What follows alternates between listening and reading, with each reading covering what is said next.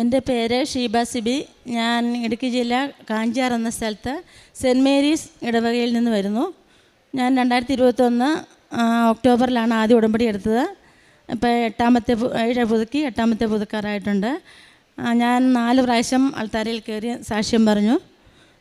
ഞാൻ ഉടമ്പടിയിൽ വെക്കുന്ന മുഴുവൻ കാര്യങ്ങളും തന്നെ അതിൽ കൂടുതലും കാര്യങ്ങൾ എനിക്ക് ഇതുവരെ സാധിച്ചു കിട്ടിയിട്ടുണ്ട്.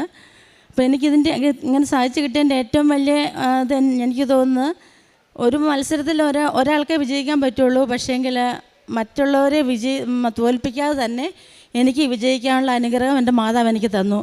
എത്ര ശത്രുത എന്നോട് വെച്ച് പുലർത്തിയാലും, എന്തെല്ലാം എന്നോട് പ്രവർത്തിച്ചാലും, എന്നെ തല്ലിയാലും, ഞാൻ അവരുടെ അടുത്തേക്ക് വീണ്ടും ചെല്ലുകയും അവരോട് പഴയതിലും സ്നേഹത്തോടെ ഇടപെടുകയും ചെയ്യുമ്പോൾ അവർക്ക് ഈ ലോകത്തിൽ വിജയം കിട്ടി. അപ്പോൾ ഞാൻ തോറ്റു എന്നവർക്ക് തോന്നലുണ്ട്. പക്ഷേ തമ്പുരാൻ്റെ മുമ്പിൽ ഞാൻ വിജയിച്ച് എനിക്ക് അത്ര ഒരു സന്തോഷം വേറെയില്ല. എവിടെ ചെന്നാലും എനിക്ക് ശത്രുക്കളില്ല. ഞാനായിട്ട് ശത്രുതയില്ല. ആരെങ്കിലും എന്നോട് ശത്രുത വെച്ച് പുലർത്തിയാലും ഞാൻ അങ്ങോട്ട് ചെന്ന് അതിനതൊക്കെ എളിമ എനിക്ക് തന്നു. അതായിരിക്കാം ഞാൻ അപേക്ഷിക്കുന്ന എല്ലാ ആവശ്യങ്ങളും തന്നെ എനിക്ക് മാതാവ് നടത്തി തരുന്നുണ്ട്.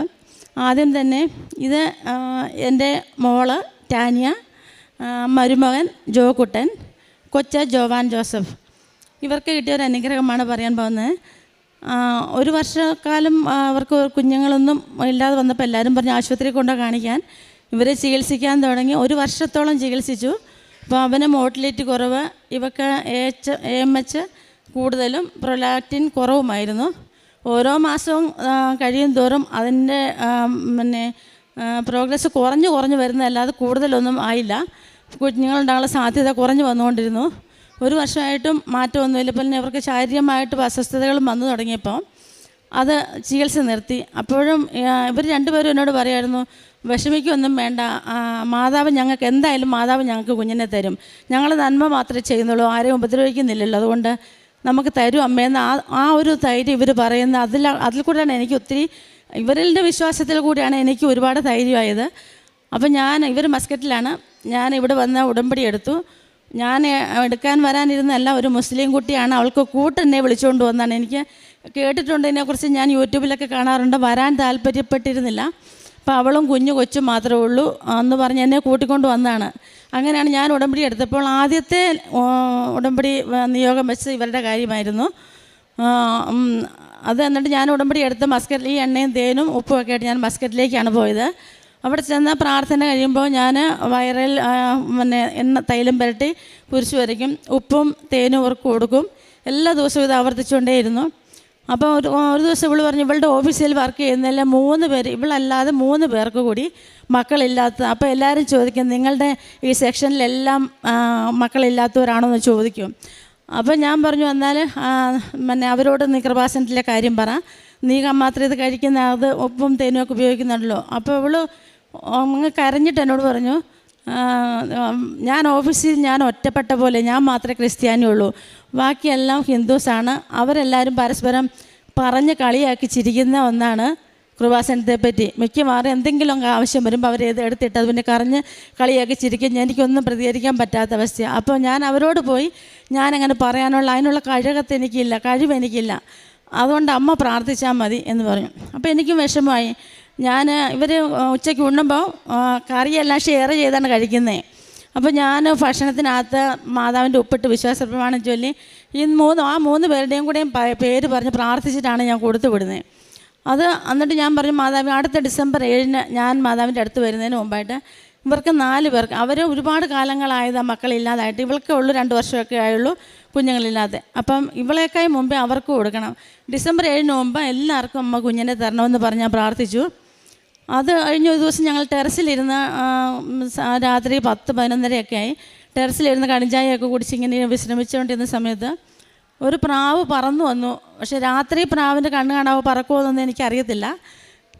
ഞാൻ നടുക്ക് ഇവർ 2 അപ്പുറം ഇപ്പുറയാണ് ഇരുന്നിരുന്നത്. അപ്പോൾ ഒരു പ്രാവ് പറന്നു വന്നിട്ട് ഇവർ 2 പേരുടെയും തലയിൽ ഇങ്ങനെ തൊട്ടങ്ങ് പറന്നു പോയിട്ട് ടെറസിൻ്റെ മൂലയിൽ അടിച്ച് അവിടെ കിടന്നു. അപ്പോൾ ഞാൻ ഓടിപ്പോയി അതിനെ എടുത്തു. കിളിയുടെ കൂടെ ഉണ്ടായിരുന്നു, അതിനകത്ത് ഇട്ട് വെച്ചു. നേരം വെളുത്തപ്പോഴാണ് പ്രാവാണ്. ഞാൻ അപ്പോഴേ പെട്ടെന്ന് ഞാൻ ഇവരോട് പറഞ്ഞു, പരിശുദ്ധാത്മാവ് നിൻ്റെ മേൽ വരും, അത്യുന്നതൻ്റെ നിൻ്റെ ശക്തി നിൻ്റെ മേൽ ആവസിക്കും. ഞാൻ വെറുതെ ഇങ്ങനെ അങ്ങ് പറഞ്ഞു, എൻ്റെ നാവിൽ വന്നു, ഞാനങ്ങ് പറഞ്ഞു. പക്ഷേ ഇത് പ്രാവാണെന്ന് പോലും ഞങ്ങൾക്ക് മനസ്സിലായില്ലായിരുന്നു. ഞങ്ങളത് കിളിക്കൂട്ടിലിട്ട് അടച്ചു വെച്ചു. നേരം വെളുത്തപ്പോൾ സാധാരണ പ്രാവിന് ഇടയ്ക്കൂടെ വെള്ളത്തൂലും അടിവശത്തൊക്കെ ഇതൊന്നുമില്ല, മൊത്തം ആഷ് കളറിൽ, ഫുൾ ആഷ് കളറിലുള്ള ഒരു പ്രാവാണ്. ഞാൻ എന്നിട്ട് രാവിലെ കൂട് തുറന്നു വെച്ചു. അത് എന്നെ നോക്കി തന്നെ ഇരിക്കുന്നല്ലാതെ അങ്ങോട്ടും ഇങ്ങോട്ടും ഒരു ചലനവും ഇല്ല. എൻ്റെ മുഖത്ത് തന്നെ നോക്കി തരും. ഞാൻ തുറന്നു വെച്ചിട്ട് പോന്നു. കുറച്ച് കഴിഞ്ഞപ്പോൾ അത് പറന്നുപോയി. അപ്പോൾ അത് ശരിക്കും പരിശുദ്ധാത്മാവ് വന്ന് ഇവരെ തൊട്ടതാണെന്ന് ഞാൻ വിശ്വസിക്കുന്നു. ഞാൻ എൻ്റെ വായിൽ നിന്ന് വന്ന ആ വാക്കും ഞാൻ അറിഞ്ഞു പറഞ്ഞതല്ല. പക്ഷെ പിറ്റേ ആഴ്ച ഇവർക്ക് സംശയം തോന്നി. ഇവർ ടെസ്റ്റ് ചെയ്ത് നോക്കിയപ്പം പോസിറ്റീവായിരുന്നു. അപ്പോൾ ഡോക്ടേഴ്സ് തീരെ സാധ്യതയില്ല എന്ന് പറഞ്ഞ സ്ഥലത്തു നിന്നാണ് മാതാവ് ഇവർക്ക് കുഞ്ഞിനെ കൊടുത്ത് അനുഗ്രഹിച്ചു. അതിനൊരു മാസം കഴിഞ്ഞപ്പോൾ 7 വർഷമായിട്ട് മക്കളില്ലാതെ 3 അബോർഷനും കഴിഞ്ഞിരുന്ന ഒരു കൂട്ടുകാരി ഉണ്ടായിരുന്നു, ഈ കൂട്ടത്തിലുണ്ടായിരുന്നേ.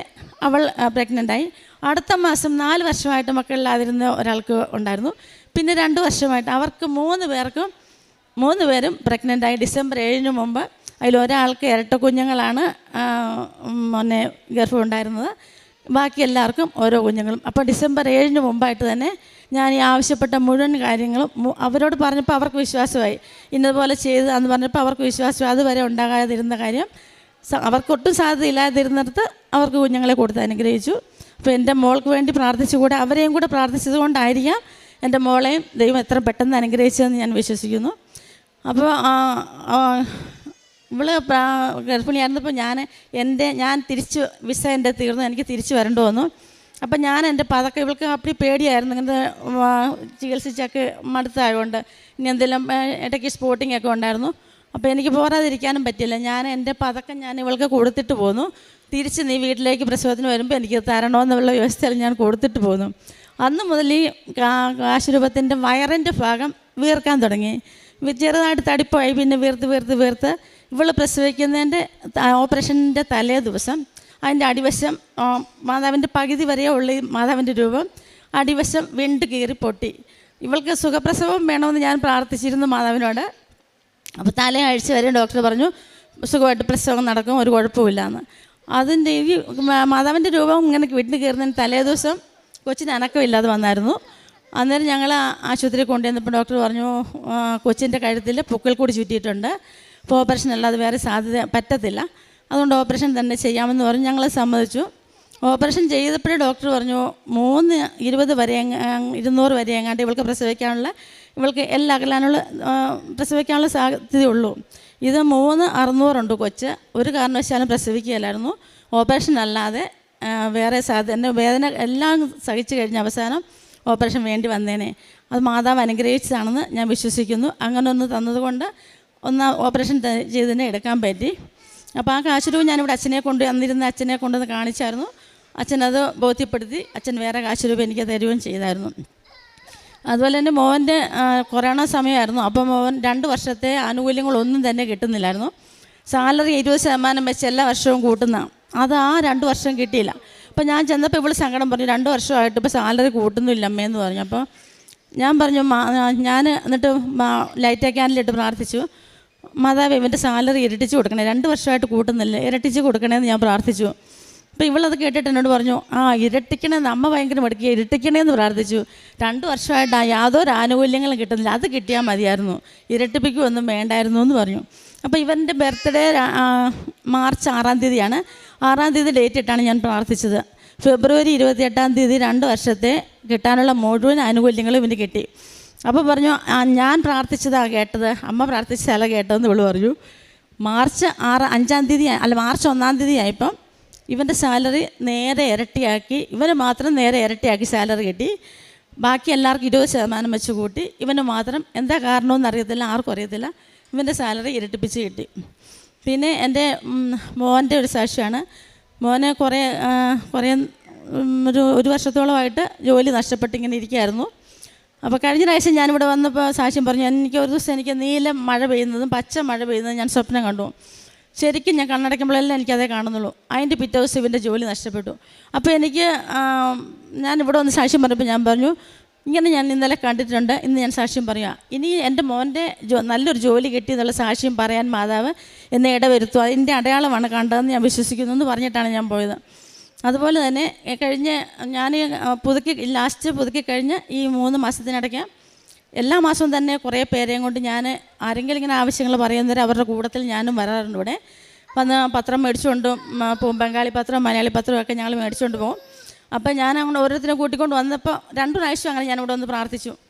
അപ്പോൾ ഒരു പ്രാവശ്യം ലാസ്റ്റ് വന്ന് പ്രാർത്ഥിച്ചപ്പോഴത്തേനും അവൻ എന്നോട് പറഞ്ഞു, മോനും ഉണ്ടായിരുന്നു. മോൻ പറഞ്ഞു, അമ്മേ സെപ്റ്റംബർ 25 മുമ്പായിട്ട് എനിക്ക് ജോലി കിട്ടണമെന്ന് ഞാൻ മാതാവിനോട് പറഞ്ഞിട്ടുണ്ട്.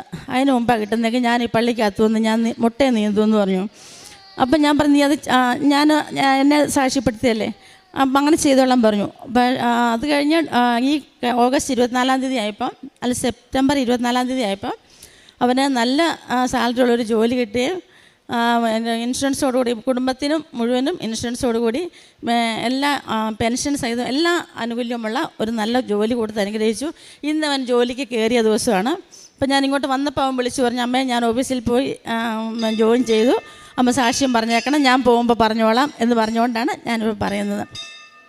അതുപോലെ തന്നെ എൻ്റെ ഹസ്ബൻഡിൻ്റെ ചേട്ടൻ്റെ മോന് കല്യാണം ഒത്തിരി ആലോചന വന്നു, ഒന്നും നടക്കുന്നില്ലായിരുന്നു. അവസാനം ഒന്നും ഒക്കുകയല്ലെന്നായപ്പോൾ അവന് ഭയങ്കര ഡിപ്രഷനായി, ഭയങ്കര വീട്ടുകാർക്കെല്ലാം ഭയങ്കര സങ്കടം. അവരെയും കൂട്ടിയാണ് കഴിഞ്ഞ മാസം ഞാനിവിടെ വരുന്നത്.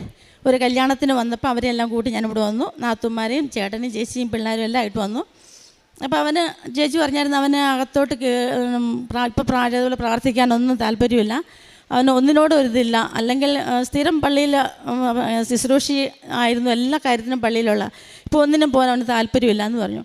ഞാൻ അന്നേരം അവനോട് വാതക്ക് വന്നപ്പോൾ, അവനെ ബലമായിട്ട് കൊണ്ടുവന്ന് വാതക്ക് വന്നപ്പോൾ ഞാൻ പറഞ്ഞു, നീ ആൻറ്റിക്ക് വേണ്ടിയിട്ട് നീ പള്ളിയിൽ കയറി വന്നപ്പോൾ ഞാൻ ചോദിച്ചു, നിനക്ക് സുഗന്ധം വരുന്നില്ലേ? ആ നല്ല മുല്ലപ്പൂവിൻ്റെ മണം വരുന്നുണ്ടെന്ന് പറഞ്ഞു. ഞാൻ പറഞ്ഞു, മാതാവ് നിന്നെ ഇപ്പം തന്നെ അനുഗ്രഹിച്ചിട്ടുണ്ട്, നീ ഒന്നും പ്രാർത്ഥിക്കേണ്ട, നിനക്ക് ഇഷ്ടമില്ലെങ്കിൽ വേണ്ട, നീ പള്ളിയിൽ ഏതെങ്കിലും ഒരു സൈഡിലിരുന്നിട്ട് മാതാവിനെ നോക്കി കുറച്ച് സമയം അങ്ങ് ഇരുന്നിട്ട് നീ മടുക്കുമ്പോൾ ഇറങ്ങിയപ്പോൾ നമുക്ക് അന്നേരം പോകാമെന്ന് പറഞ്ഞു. അവനിവിടെ വന്ന് ആദ്യം പുറകിലിരുന്നു. അത് കഴിഞ്ഞ് കയറി അവൻ ഇവിടെ വന്ന് മുട്ടേ നിൽക്കുക. അപ്പം ഞാൻ ആൾത്താരിൽ ആരുമില്ലായിരുന്നു. 6 മണിയൊക്കെ ആകാറായിരുന്നു ഞങ്ങൾ വന്നപ്പോൾ, താമസിച്ചു പോയി. അപ്പം ഞാൻ ഈ ആൾത്താരുടെ അടുത്ത് വന്നിട്ട് ആൾത്താരെ നോക്കി ഇങ്ങനെ നിലത്ത് നോക്കി പ്രാർത്ഥിക്കുമ്പം ഈ വെള്ള ചവിട്ടിയിൽ അച്ഛൻ്റെ 2 കാൽപ്പാടുകൾ, അങ്ങേ അറ്റത്തെ ചവിട്ടിയിൽ 2 കാൽപ്പാടുകൾ ശരിക്കും പതിഞ്ഞിരിപ്പുണ്ട്. അപ്പം ഞാനോർത്ത് അച്ഛൻ തലയെ തൊടുന്നതിന് പോലെ അച്ഛൻ്റെ കാലടികൾ, ഒരു വിശുദ്ധൻ്റെ കാലടിയെ തൊട്ട് മുത്തിയാലും മതിയില്ല. ഞാനത് അതെൻ്റെ തലയിൽ എടുത്ത് വെച്ച് ഇങ്ങനെ പ്രാർത്ഥിച്ചു. അന്നേരം എന്നിട്ട് ഞാൻ പറഞ്ഞു, ഞാൻ എല്ലാ 20 ദിവസം കൂടുമ്പോൾ ഞാൻ കുമ്പസാരിച്ചുകൊണ്ടിരുന്ന, കുമ്പസാരിക്കാൻ എനിക്ക് ഈ 2 പ്രാവശ്യമായിട്ട് എനിക്ക് ഇച്ചിരി താമസം വന്നു. മാതാവേ അത് ആ കുറവ് ഉണ്ടെങ്കിൽ അതങ്ങ് പരിഹരിച്ചിട്ട് ഞാൻ ഈ പറയുന്ന ആവശ്യം സഹായിച്ചു തരണേന്ന് പറഞ്ഞിട്ട് ഞാൻ പ്രാർത്ഥിച്ചു. അപ്പോൾ ഒരു ഈച്ച എന്നെ ഭയങ്കരമായിട്ട് എന്നെ ഒരു ശല്യപ്പെടുത്തും, മുഖത്തും മൂക്കെല്ലാം കണ്ടേലും ഇങ്ങനെ വന്നില്ല. ഞാൻ തട്ടി മടുത്തു. അവസാനം ഞാൻ കയ്യിൽ വന്നിരിക്കുവാണ്, അടിക്കാമെന്ന് ഓർത്ത് ഞാൻ കൈ നിവർത്തപ്പം പച്ച നിറം, നല്ല തിളങ്ങുന്ന പച്ച നിറമുള്ള ഒരു മുഴുത്ത ഈച്ച എൻ്റെ കയ്യിൽ വന്നിരുന്നു. എൻ്റെ കൈ നിറയെ സിൽവർ ഗിൽറ്റാണ്, പിള്ളേരുടെയൊക്കെ ഉടുപ്പേ പിടിച്ച പോലെ. ഞങ്ങളുടെ കൂടെ കുഞ്ഞു പിള്ളേരൊന്നുമില്ല, ഞങ്ങളുടെ ആരും ഡ്രസ്സിലോ അതില്ല. ഞാൻ കുറച്ച് സംശയിച്ചിരുന്നു. പിന്നെ ഓർത്ത് നമുക്ക് സിൽവർ ആയതുകൊണ്ട് അത് മാതാവ് തന്നെയാണ് എന്നെ കാണിച്ചു തന്നാണ് എന്ന് ഞാൻ വിശ്വസിച്ചു. ആ ഈച്ച പിന്നെ കണ്ടില്ല. എന്നിട്ട് എന്നോട് ഉൾപ്രേരണ എനിക്ക് മുട്ടേ നീന്തെന്ന് പറഞ്ഞ് ഞാനിങ്ങനെ ആലോചിച്ചു, അവിടെ നിന്ന് നീണ്ടു വരണോ. കുറച്ച് സമയം കഴിയുമ്പോൾ ഞാൻ എന്തായാലും വേണ്ടല്ലോ ഓർത്ത് ഇവിടെ ഇവരെല്ലാം അടിച്ചു വാരിക്കൊണ്ടിരിക്കുക. അത് കഴിയുമ്പോൾ എൻ്റെ സമയം പോകാൻ. അതുകൊണ്ട് ഞാൻ അതിനിടയിൽ കൂടെ തന്നെ അവിടെ നിന്ന് ഞാൻ മുട്ടയെ വലിഞ്ഞു ഇവിടം വരെ.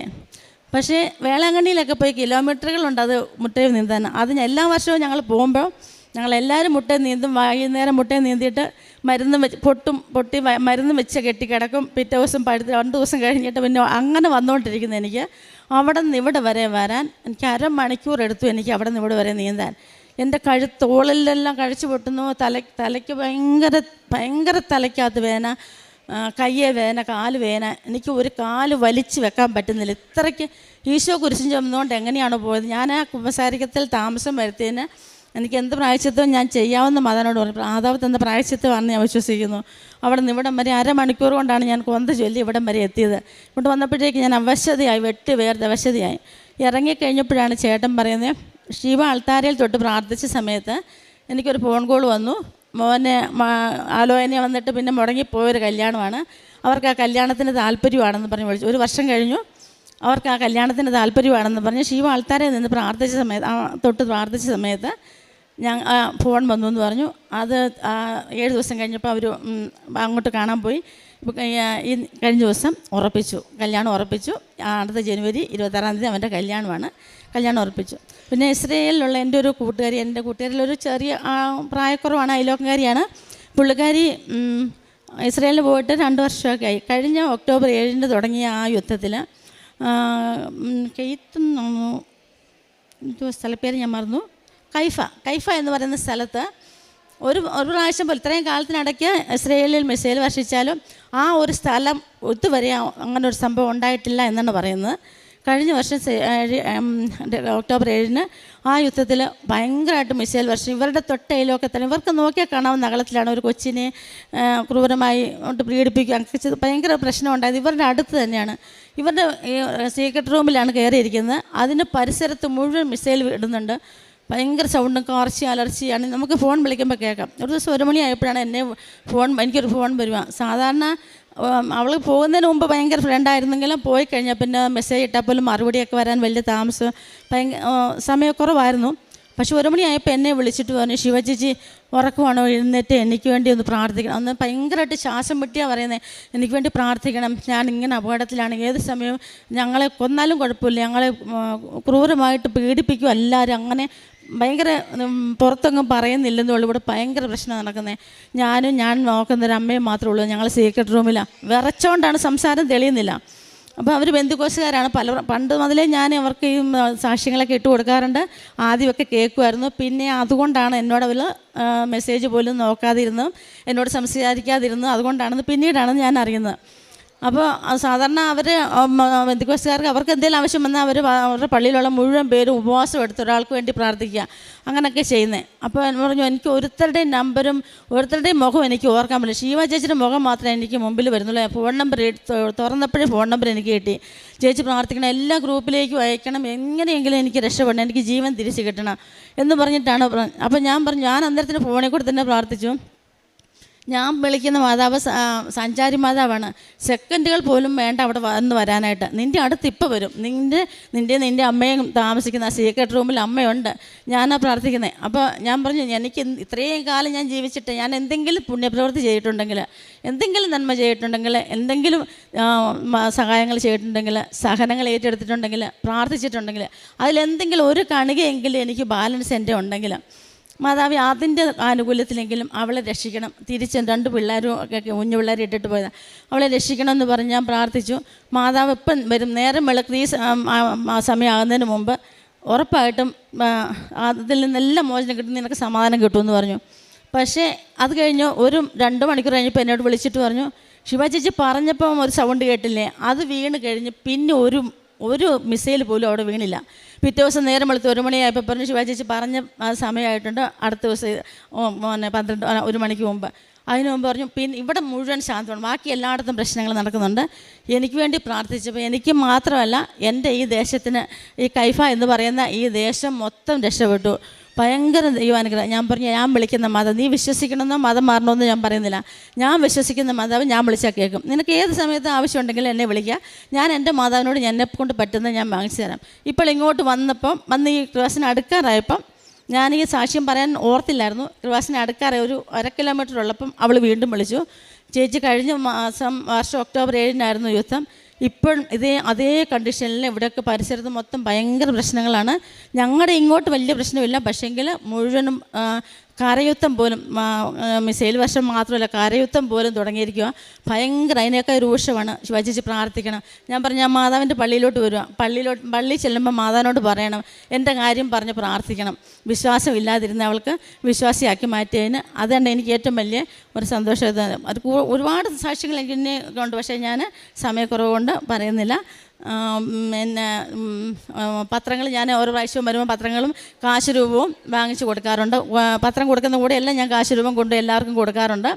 പിന്നെ ഒരുപാട് പേര് ഓരോ കാര്യങ്ങൾ ചോദിച്ച് വിളിക്കും. കൃപാസനത്തിലെ കാര്യം പറഞ്ഞ് അന്വേഷിക്കാനായിട്ട് വിളിക്കുന്ന ഒരാളെങ്കിലും ഒരു ദിവസം വിളിക്കാത്ത എനിക്കില്ല. ഒന്നിൽ കൂടുതൽ പേര് മിക്കവാറും ദിവസം വിളിക്കും. അവർക്ക് വേണ്ട കാര്യങ്ങളെല്ലാം പറഞ്ഞ് ഞാൻ കൊടുക്കും. കാശില്ലാതെ പോകാൻ വിഷമിക്കുന്നവർക്ക് അതും ഞാൻ പറഞ്ഞിട്ടുണ്ട്. എന്നോട് കൃപാസനത്തിൽ വരാൻ കാശില്ലെങ്കിൽ എന്നോട് പറഞ്ഞാൽ മതി, ഞാൻ കൊണ്ടുപോയി തിരിച്ചു കൊണ്ടുവന്നോളാം. അങ്ങനെ ചെയ്യാറുണ്ട്. പിന്നെ ഓരോരുത്തരുടെ ആവശ്യങ്ങൾ ചോദിച്ച് വന്നിട്ട് ഞാൻ സഹായിക്കാറില്ല. ഞാൻ രോഗിയായിട്ടോ അല്ലെങ്കിൽ അംഗവൈകല്യമോ അങ്ങനെ ബുദ്ധിമുട്ടുന്നവരെ കാണുമ്പോൾ അവരെ ഞാൻ അങ്ങോട്ട് ചെന്ന് ചോദിച്ചിട്ടാണ് അവർക്ക് ഞാൻ സഹായം ചെയ്യുന്നത്. ഏത് ആവശ്യത്തിനും അങ്ങനെ ആരുടെ ആവശ്യം കണ്ടാലും അത് കഴിഞ്ഞായിരിക്കും ചിലപ്പോൾ നാട്ടിൽ നിന്നൊക്കെ പിരിവ് വരുന്നത് അവർക്ക് വേണ്ടിയിട്ട്. അപ്പം ഞാൻ അതിന് മുമ്പേ കൊടുത്തു കഴിഞ്ഞിരിക്കും. അപ്പം അങ്ങനെ ഏതാവശ്യം ആർക്കും ഉണ്ടായാലും ഞാൻ അതെല്ലാം ചെയ്തു കൊടുക്കാറുണ്ട്. എന്നെക്കൊണ്ട് പറ്റുന്ന പോലെ ഒരുപാട് വലിയ വലിയ കാര്യങ്ങൾ ചെയ്തില്ലെങ്കിലും പറ്റുന്ന കാര്യങ്ങളെല്ലാം ഞാൻ ചെയ്തു കൊടുക്കുന്നുണ്ട്. കൃപാസനത്തിലേക്ക് വരാൻ ആഗ്രഹിക്കുന്നവർക്ക് എല്ലാ കാര്യങ്ങളും പറഞ്ഞു കൊടുത്ത് അവരെ കൂട്ടിക്കൊണ്ട് വരുന്നുണ്ട്. ഇത്രയും എല്ലാം എല്ലാം വാങ്ങിത്തന്ന, എന്നെ എളിമപ്പെടുത്തിയ, എത്രത്തോളം എന്നെ താഴാൻ പഠിപ്പിച്ച എൻ്റെ അമ്മയ്ക്കും എൻ്റെ ഈശോയ്ക്കും ഓടാനുകൂടി നന്ദി അർപ്പിക്കുന്നു. 26-ാം സങ്കീർത്തനത്തിൻ്റെ 3-ാം വാക്യത്തിൽ നമ്മളിങ്ങനെ വായിക്കുന്നു: അങ്ങയുടെ കാരുണ്യം എൻ്റെ കൺമുൻപിലുണ്ട്, അങ്ങയുടെ സത്യത്തിൽ ഞാൻ വ്യാപരിച്ചു. പ്രിയമുള്ളവരെ, ഈ അമ്മ പരിശുദ്ധമ്മയുടെ പ്രത്യക്ഷീകരണത്തിൻ്റെ അൾത്താരയിൽ നിന്നുകൊണ്ട് തൻ്റെ ഉടമ്പടി ജീവിത സാക്ഷ്യം പങ്കുവയ്ക്കുമ്പോൾ അങ്ങയുടെ സത്യത്തിൽ ഞാൻ വ്യാപരിച്ചു, അതുകൊണ്ട് എനിക്ക് അങ്ങയുടെ കാരുണ്യം കാണുവാനായിട്ട്, അങ്ങയുടെ കാരുണ്യം എൻ്റെ കൺമുൻപിലുണ്ട് എന്നുള്ള ബോധ്യത്തിൽ നിന്നുകൊണ്ടാണ് ഈ സഹോദരി സാക്ഷ്യം പങ്കുവയ്ക്കുന്നത്. തൻ്റെ സ്വഭാവത്തിൽ ആകെ കൂടി വന്ന മാറ്റം ഉടമ്പടി വഴിയായിട്ട്, അതുപോലെ തന്നെ തൻ്റെ ജീവിത സാഹചര്യങ്ങളിൽ വ്യത്യസ്തങ്ങളായിട്ടുള്ള അവസ്ഥകളിൽ പരിശുദ്ധ അമ്മ അനുഗ്രഹിച്ചതിൻ്റെ അനുഭവങ്ങൾ, ഇവയൊക്കെ ഈ സഹോദരി അൾത്താരയിൽ സാക്ഷ്യം പറയുമ്പോൾ നമ്മൾ തിരിച്ചറിയുക, കർത്താവിൻ്റെ കാരുണ്യം കാണുവാനായിട്ട് നമ്മൾ അവിടുത്തെ സത്യത്തിൽ വ്യാപരിക്കണം. അവിടുത്തെ സത്യം അവിടുത്തെ വചനമാണ് സത്യം. ആ ബോധ്യത്തിൽ ജീവിക്കുവാനായിട്ട്, വചനമനുസരിച്ചുകൊണ്ട് ജീവിക്കുവാനായിട്ട് നമ്മളെ ഒരുക്കുന്ന പ്രാർത്ഥനാ ജീവിത രീതിയാണ് ഉടമ്പടി.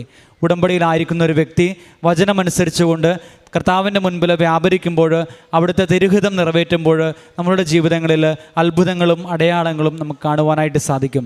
ഈ അമ്മ പറഞ്ഞതുപോലെ തൻ്റെ മകളുടെ മാത്രമല്ല, തൻ്റെ മകളുടെ സുഹൃത്തുക്കളുടെയും വിവാഹ ജീവിതത്തിന് ശേഷം കുഞ്ഞുങ്ങളില്ലാത്ത അവസ്ഥയിൽ പരിശുദ്ധ അമ്മയോട് പ്രാർത്ഥിക്കുകയും ഉടമ്പടി നേർച്ച വസ്തുക്കൾ ഉപയോഗിച്ചുകൊണ്ട് ദൈവത്തിന് അവരെ ഉടമപ്പെടുത്തുകയും ചെയ്യുമ്പോൾ ദൈവികമായിട്ടുള്ള കൃപയിൽ അവരെല്ലാവരും ഗർഭം ധരിക്കുകയും അവർ കുഞ്ഞുങ്ങൾക്ക് ജന്മം നൽകുകയും ചെയ്യുന്നത് നമ്മൾ കണ്ടു. അതുപോലെ തന്നെ വ്യത്യസ്തങ്ങളായിട്ടുള്ള സാഹചര്യങ്ങളിൽ ആർക്കൊക്കെ വേണ്ടി പ്രാർത്ഥിച്ചുവോ അവരൊക്കെ ദൈവാനുഗ്രഹത്താൽ നിറയുന്ന ആ ഒരു അഭിഷേകത്തിലേക്ക് കടന്നു വന്നതും ഈ സഹോദരിയെ സാക്ഷ്യപ്പെടുത്തുകയാണ്.